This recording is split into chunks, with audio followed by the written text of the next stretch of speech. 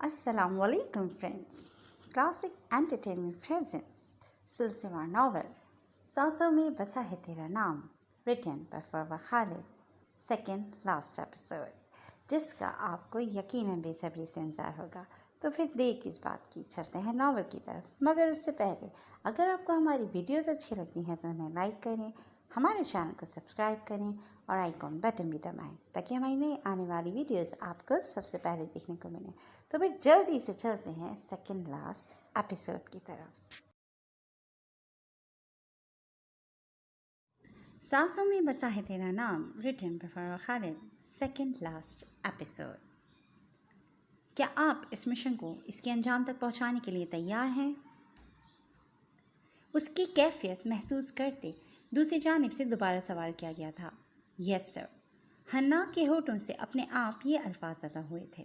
اس نے سختی سے مٹھیاں بھینچ رکھی تھیں، چہرہ بالکل لال ہو چکا تھا. یہ الفاظ سننے کے لیے اس کے کان عرصے سے تڑپ رہے تھے، مگر آج اپنے ہی استاد کے منہ سے یہ الفاظ سنتے اس کے سر سے بھاری بوجھ سرک چکا تھا. انشا نے اسی پوزیشن میں بیٹھے نگاہیں اٹھا کر سامنے دیکھا تھا. اندر داخل ہونے والی دو لڑکیاں تھیں جو شکل سے ہی ٹرینڈ ایجنٹس معلوم ہو رہی تھیں، جن کے سامنے انشا کو بہت ہی زیادہ ہوشیاری کا مظاہرہ کرنا تھا. اس نے کان سے ایئر پیس نکال کر اپنے گھنیرے بالوں میں چھپا دیا تھا. وہ کسی صورت اسے ان کی نگاہوں میں نہیں آنے دینا چاہتی تھی. ان بالوں نے ہمیشہ ہی اسے بہت زیادہ فائدہ پہنچایا تھا اور آج بھی اس کے لیے مددگار ثابت ہو رہے تھے. یہ لباس پہن کر تیار ہو جانا، تو میں ابھی کچھ گھنٹوں تک لیڈر کے سامنے پیش ہونا ہے. ان میں سے ایک آگے بڑھ کر انشا کو گہری جانچتی نظروں سے دیکھتی گویا ہوئی تھی. انشا ان کے سامنے خوفزدہ ہونے اور کانپنے کی پوری ایکٹنگ کر رہی تھی. وہ ان دونوں کو مار گرانے کا حوصلہ رکھتی تھی، مگر فی الحال اسے ایسا حکم نہیں تھا. اسمارا خان کی بیٹی ہو، مگر اس پر تو 1% نہیں گئی. اپنے حسن کو سنوارنا اپنی ماں سے سیکھو. ایک لڑکی جب سے آئی تھی مسلسل اسے گھور رہی تھی. اسمارا کے ذکر پر انشا کے چہرے کے زاویے بگڑے تھے. وہ چاہتی تھی یہ دونوں جلد از جلد یہاں سے نکل جائیں، مگر ان میں سے ایک اسے کچھ زیادہ ہی فضول گو معلوم ہو رہی تھی. سنا ہے بلیک ایگل، اوہ سوری، حنات محتشم کی کافی قریبی ہو تم. اس کے بالوں کو مٹھی میں جکڑتے اس لڑکی نے بہت ہی عجیب انداز میں حنات کا نام لیا تھا، جس پر انشا نے چونک کر اس کی جانب دیکھا تھا. اسے ایک شخص سا گزرا تھا جس کی تصدیق اس کی ساتھی نے اس کا نام لے کر دی تھی. زوبیا، یہ سب بعد میں کر لینا، ابھی زیادہ ٹائم نہیں ہے. ویسے بھی آج تمہارے اتنے سالوں کا انتظار تو ختم ہونے ہی والا ہے اپنے حنات سے مل کر. تو اب اس ملاقات کی بھی تیاری کر لو تھوڑی سی. آخر کو اس دن کے لیے اتنا لمبا انتظار کاٹا ہے تم نے. اپنی ساتھی کی بات پر زوبیا عجیب سے انداز میں کہکا لگاتی انشا کو دور دھکیلتی وہاں سے نکل گئی تھی، جبکہ انشا تو لفظ زوبیا پر ہی اٹک کر رہ گئی تھی. اس نے جلدی سے بالوں سے ایئر پیس نکالتے کان میں لگایا تھا. بابا، کیا آپ کی حنات بھائی سے بات ہوئی ہے؟ وہ یہاں آئے ہوئے ہیں، مجھے انہیں ایک بہت اہم بات بتانی ہے. انشا جلد از جلد حنات کو بتا دینا چاہتی تھی کہ اس کی سب سے بڑی مجرم بھی یہاں موجود تھی. انشا حنات کے ماضی کی ہر بات سے واقف تھی، اسی لیے آج زوبیا کو یہاں دیکھ اس کی شدید نفرت امڑ آئی تھی. اس کا بس نہیں چل رہا تھا خود اپنے ہاتھوں سے اس لڑکی کو ختم کر دے جس سے حنات سے اس کے والدین چھین لیے تھے. بولو گڑیا، میں سن رہا ہوں. کرنل شیر خان کے بجائے جواد حنات کی جانب سے آیا تھا، جو سن کر انشا کو حیرت کا شدید جھٹکا لگا تھا. وہ دونوں ایک لائن پر تھے. اگر کوئی اور وقت ہوتا تو انشا اس بات پر خوشی سے جھوم اٹھتی، مگر اس وقت اس سب کے اظہار کا وقت نہیں تھا، بلکہ اسے تو ابھی اس بات کا ذرا سا بھی اندازہ نہیں تھا کہ اس لائن پر کون کون اسے سن رہا ہے. حنات بھائی، زوبیا بھی یہاں موجود ہے، ابھی وہی آئی تھی میرے پاس، اور ابھی کچھ دیر میں آپ سے ملنے کا بول کر وہ لوگ خوش بھی ہو رہی تھیں. انشا کے منہ سے نکلنے والے الفاظ حنات کو اندھے آگ میں جھلسا گئے تھے. اپنا جلتا گھر اور ماں باپ کی جلی لاشیں اس کی آنکھوں کے سامنے لہرائی تھیں. کچھ دیر بعد اس لڑکی کا بھی وہی حال ہوگا جو اس نے میرے ماں باپ کے ساتھ کیا تھا۔ حناک کے لہجے میں شولوں کی سی لپک تھی۔ کام ڈاؤن، مقرر کیے وقت سے پہلے کوئی کچھ نہیں کرے گا۔ کرنل شیر خان حناک کی بھی جذباتی کیفیت سے اچھی طرح واقف تھے۔ انہیں لگا تھا شاید حناک زوبیہ کو اپنے سامنے دیکھ کر خود پر ضبط نہ رکھ پائے۔ انشا ابھی حناک سے واہبان کے بارے میں بات کرنا چاہتی تھی، مگر حناک کی جانب سے جواب سننے کے ساتھ ہی انشا کی کال ڈسکنیکٹ کر دی گئی تھی۔ انشا نے بند ہوتے ایئر پیس کو کان سے اتارتے غصے سے گھورا تھا۔ جب کچھ لمحوں بعد ایئر پیس سے واہبان کی بھاری آواز ٹکراتی، کرنل شیر خان اور حناک دونوں کے دل میں جیسے اطمینان بھر گئی تھی۔ انشا نے اپنی آنکھوں سے جو دیکھا، جو کچھ انہیں واہبان کے بارے میں بتایا تھا، وہ سچ ہونے کے باوجود وہ دونوں اس پر یقین نہیں کر پائے تھے۔ میجر واہبان حاتم اتنی آسانی سے ختم ہونے والا بالکل بھی نہیں تھا۔ وہ جانتے تھے کہ ہمیشہ کی طرح واہبان نے دشمنوں کی آنکھ میں دھول جھونکتے اپنا کوئی بیک اپ پلان ضرور رکھا ہوگا، اور وہی ہوا تھا۔ واہبان کی گھمبیر بھاری آواز بتا رہی تھی کہ وہ بالکل ٹھیک تھا۔ ان ایئر پیس کا سارا سسٹم کرنل شیر خان کے ساتھ ساتھ واہبان کے پاس بھی تھا۔ انشا کی کال ڈسکنیکٹ کرنے کا یہی مطلب تھا کہ وہ ابھی انشا کو اپنے زندہ ہونے کے بارے میں نہیں بتانا چاہتا۔ تھینک گاڈ تم ٹھیک ہو، ورنہ انشا کی بات سن کر تو جان ہی نکل گئی تھی۔ کرنل شیر خان اس کی آواز سن کر کوشش کے باوجود اپنے جذبات پر قابو نہیں رکھ پائے تھے۔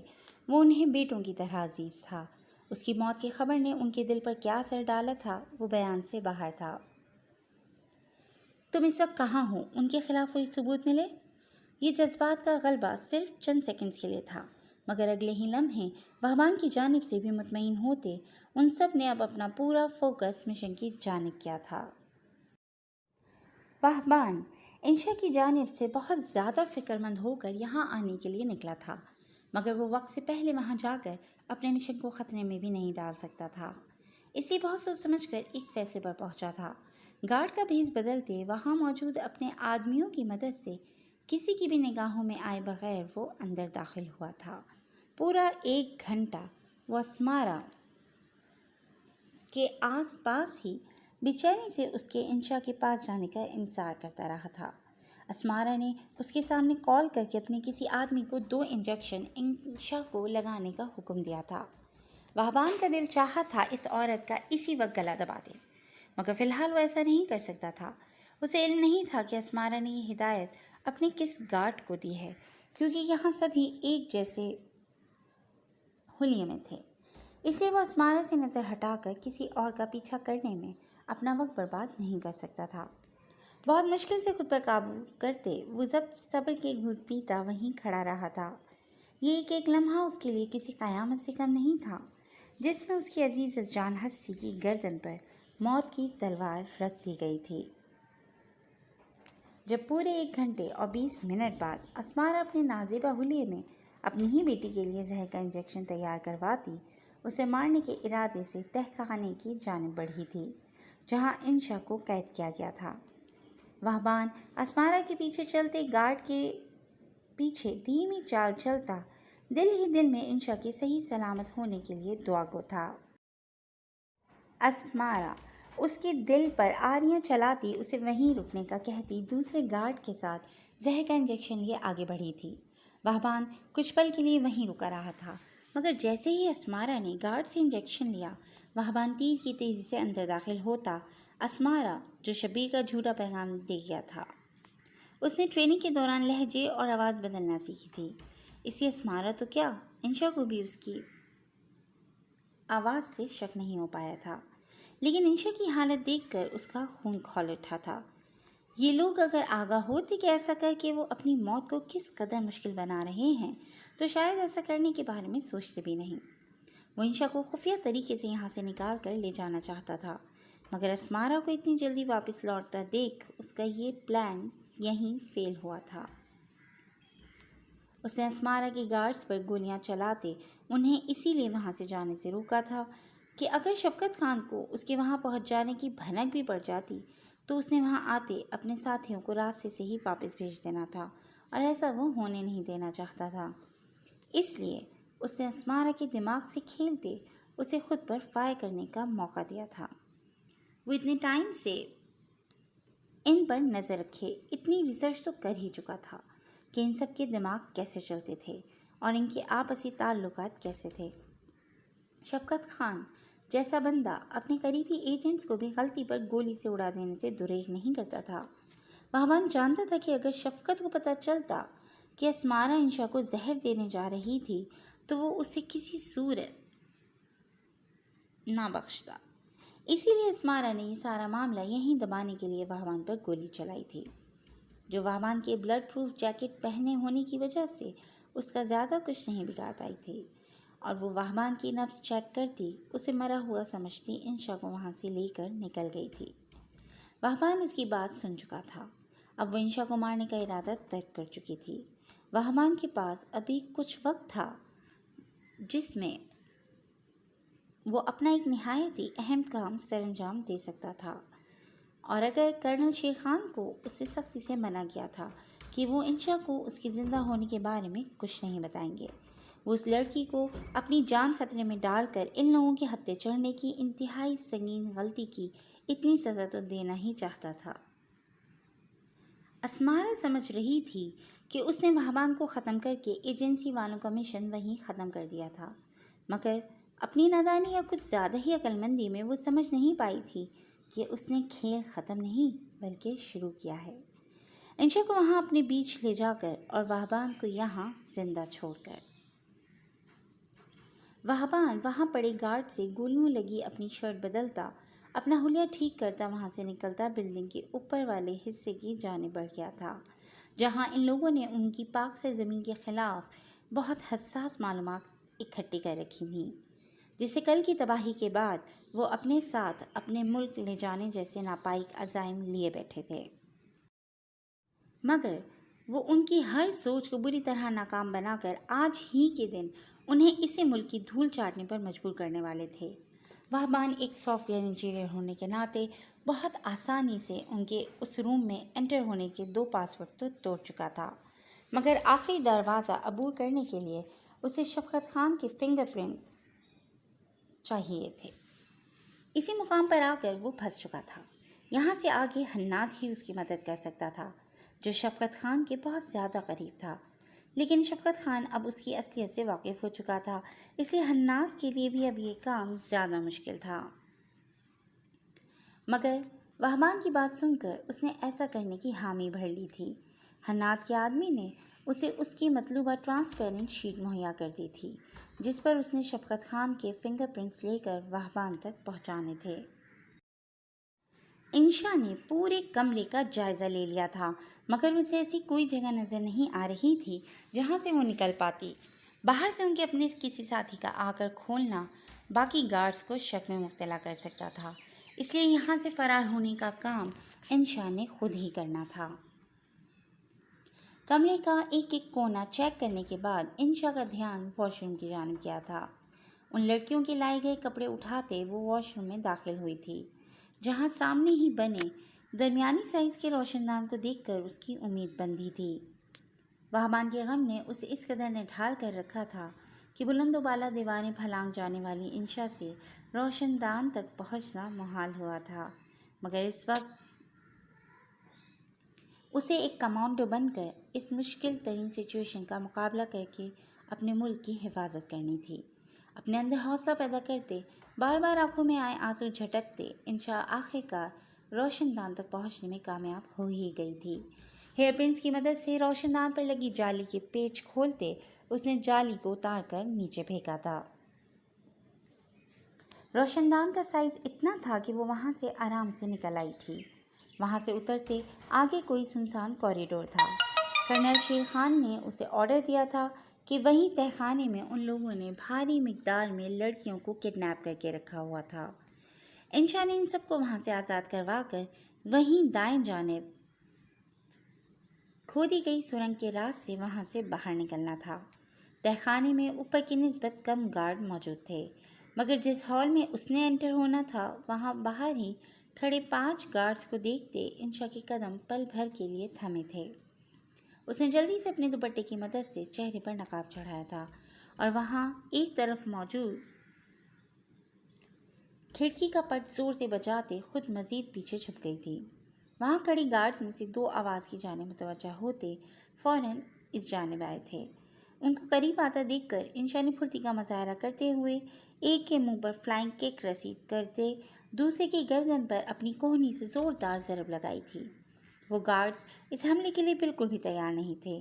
ان میں سے ایک لڑکھڑا گیا تھا، جبکہ دوسرا انشا پر فائر کرنے کے لیے سیدھا ہوا ہی تھا جب انشا نے اپنا خفیہ سیلنسر لگا پسٹل نکالتے ان دونوں کو وہیں ڈھیر کر دیا تھا۔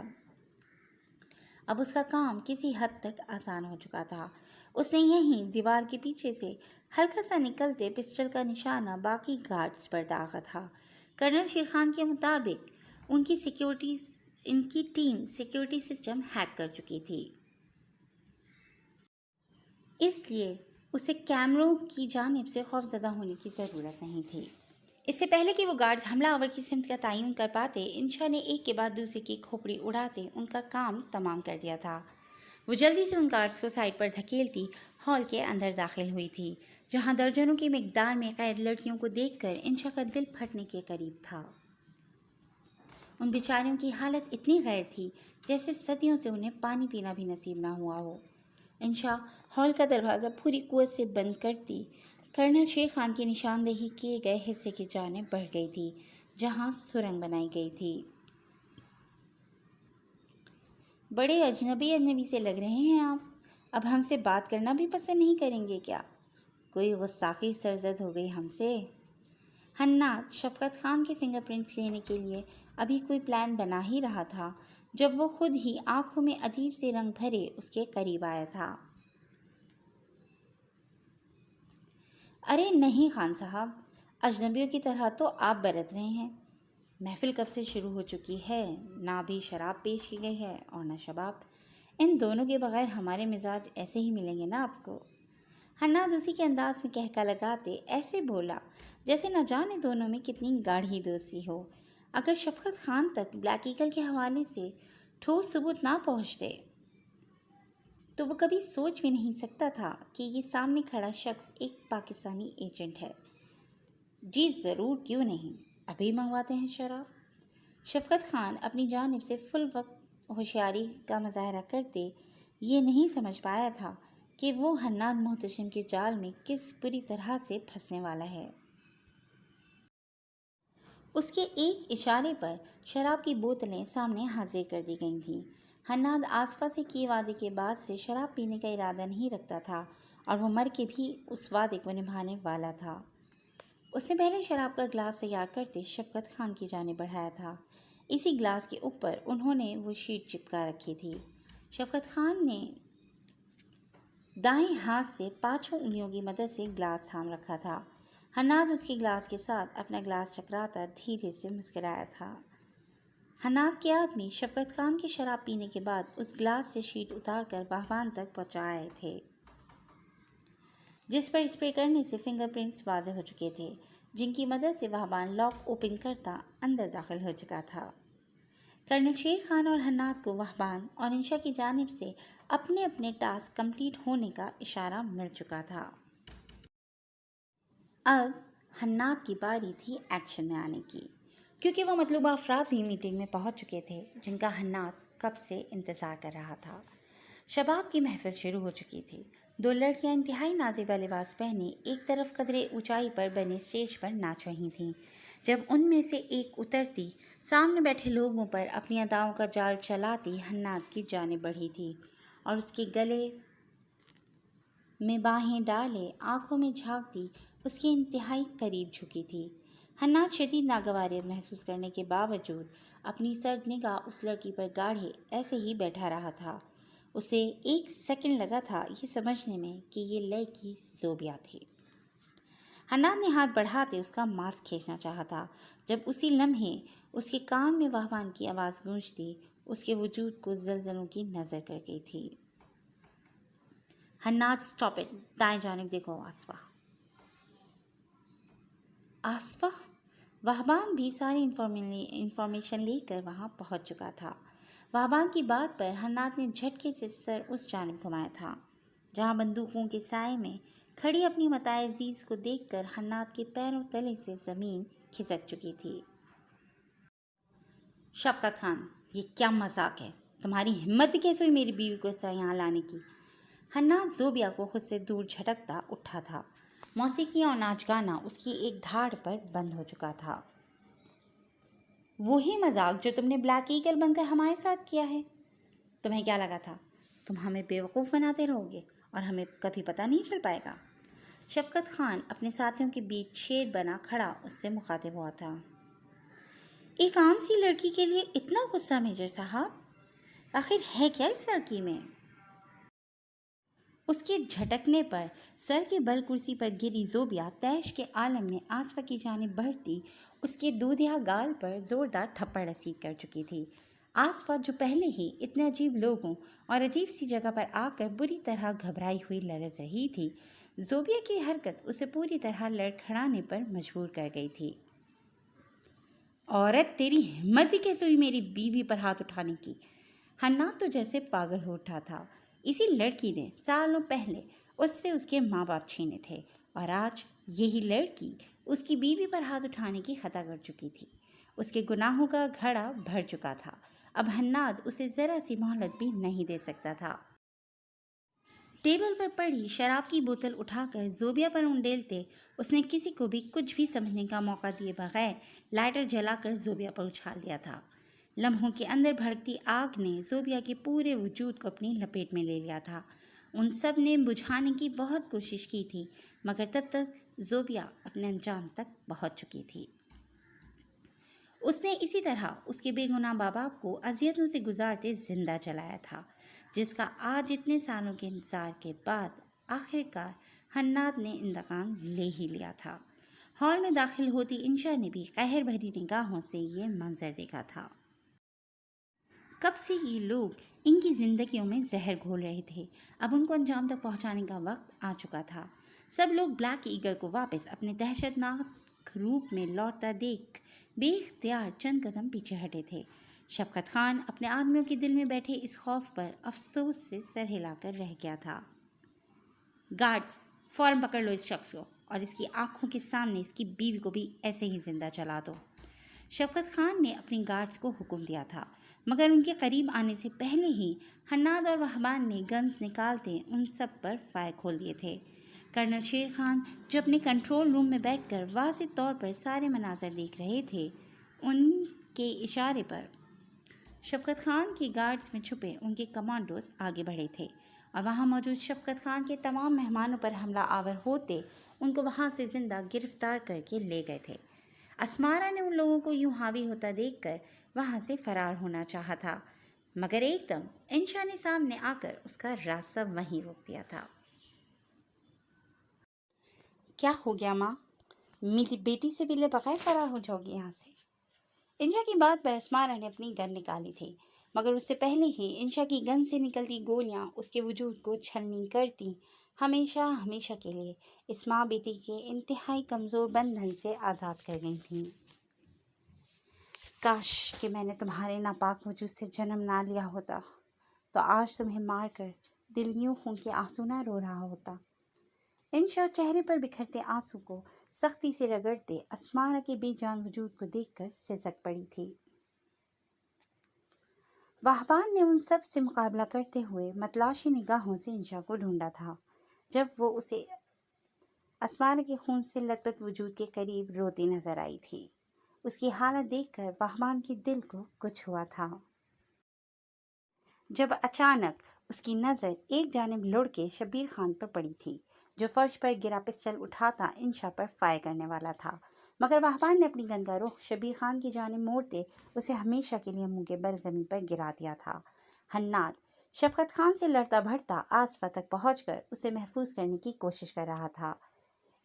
اس سے پہلے کہ وہ شفقت خان کا کام تمام کر کے آصفہ تک پہنچ پاتا، شفقت خان کے ہی اشارے پر اس کے گارڈز نے آصفہ کے نازک وجود پر گولی چلا دی تھی۔ آصفہ! حناد شدت سے چیخا تھا جس پر انشا اور وہبان بھی اس جانب متوجہ ہوئے تھے مگر اس سے پہلے کہ ان میں سے کوئی کچھ کر پاتا بہت دیر ہو چکی تھی۔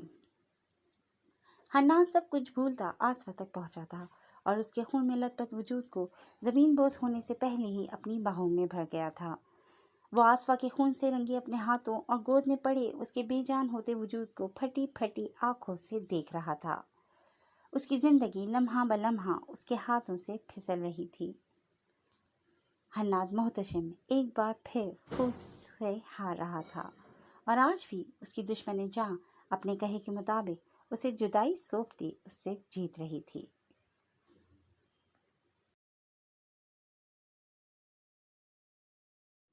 جی فرینڈز، آج کے لیے بس اتنا ہی۔ کیسی لگی آپ کو سانسوں میں بسا ہے تیرا نام کی سیکنڈ لاسٹ ایپیسوڈ؟ ہر چیز کا اختتام تو ہوتا ہی ہے، اس ناول کا بھی ہونے ہی والا ہے۔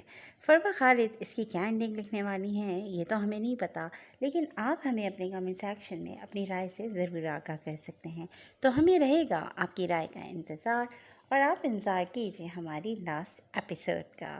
تو پھر بہت جلد آپ سے ہوتی ہے ملاقات۔ اپنا بہت خیال رکھیے گا۔ ٹیک کیئر اینڈ اللہ حافظ۔